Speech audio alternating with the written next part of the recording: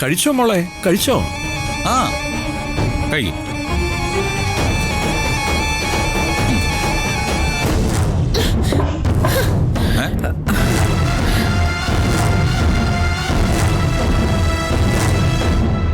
എന്തോ മോളെ? ഇനി എങ്ങനെ ആന്റി ഈ ടേബിളിൽ ഇരുന്ന് കഴിക്കുന്നത്? ഇതിലും വലിയൊരു നാണക്കേട് അനുഭവിക്കാൻ എനിക്കുണ്ടോ?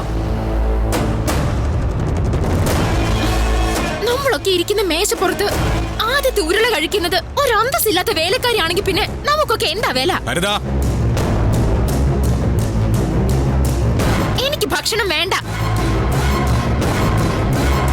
ഇത്ര അന്തസ്സില്ലാത്തൊരു നിമിഷം എന്റെ ജീവിതത്തിൽ ഇതിനു മുമ്പ് ഉണ്ടായിട്ടുമില്ല. ഇത് ആന്റിയുടെ അങ്കിളിന്റെയും പ്രശ്നോ? ഒരു സെർവന്റിനെ നിലയ്ക്ക് നിർത്താൻ പറ്റാത്തതിന്റെ ദോഷം. നന്ദിനി സെർവന്റ് അല്ല, എന്റെ ഭാര്യയാണ്.